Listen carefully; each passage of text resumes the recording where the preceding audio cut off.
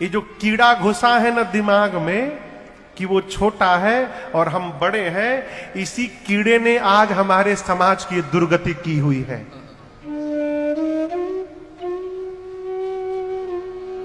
शरीर का ये बायां अंग बहुत काम नहीं करता, बायां हाथ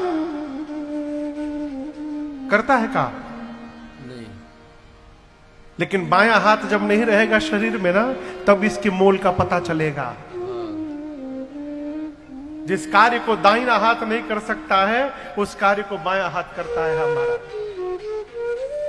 समाज में हमारे जितने भी लोग अपने हैं, उनकी समाज में भूमिका है और वो हमारे लिए उतने ही महत्वपूर्ण है जितने लिए हमारी संतान महत्वपूर्ण है। इसलिए मैं आपसे बार बार निवेदन करना चाहता हूं, क्षत्रिय, ब्राह्मण, वैश्य, शूद्र बाद में बनिएगा, अभी हिंदू बनने का समय है। पहले हिंदू बन जाइए, हिंदू बना जाए। अपने लोगों को दुलार करिए, अपने लोगों का आदर करिए। हम अपने लोग का, अपने बेटे को आप अपमानित करिए ना, आपके साथ कितने दिन रहता, मैं चैलेंज करता हूं आपको। आप अपनी संतान का अपमान करिए, छोड़ के चली जाएगी। और देखिए, जब हम अपने का तिरस्कार करते हैं ना, तब पड़ोसी चच्चा को अवसर मिल जाता है उसको भड़काने का। जो पड़ोस में चच्चा बैठे हैं, उनको अवसर मिल जाता है उसको बहलाने का, फुसलाने का, और उसको बहला फुसला के दिवा स्वप्न दिखा करके लेके जाते हैं। यहां दर्शन करिए ना आप, भरत जी ने निषाद राजगुह को गले लगाया है।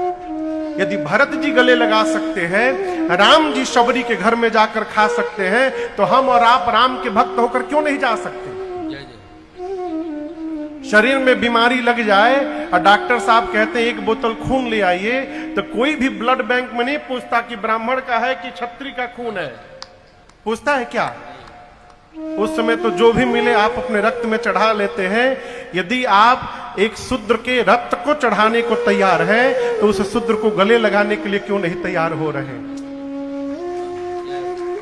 अपने लोगों का आदर करिए, नहीं तो ये छांटते छांटते कहीं हम ना छटी जाए। जो समय आया है, अपने लोगों का आदर करिए, उनको प्रेम करिए, उनको भी सम्मान दीजिए। हम सब भगवान के बनाए हुए हैं। कौन किस कुल में जन्म ले रहा है, ये हमारे आपके हाथ में नहीं है, ये विधाता के हाथ में है। इसलिए अरे ब्राह्मण भगवान के मुख से जन्म लिया, ब्राह्मणों से मुखमासीत। क्षत्रिय को भगवान की भुजा कहा गया है, क्षत्रिय भगवान की भुजा है, वैश्य भगवान के उदर है, और शूद्र भगवान के पांव हैं। आपको बतावे, पांवे की पूजा होता है, मुहुआ की पूजा नहीं होता है। कहीं भी कहीं जाने पर मुख नहीं पखारा जाता है, चरण पखारा जाता है। चरण पखारी कीन्ह अति पूजा। भगवान के जिस चरण से गंगा निकली और पवित्र हो गई, उसी चरण से शूद्र निकलकर पवित्र कैसे हो गया?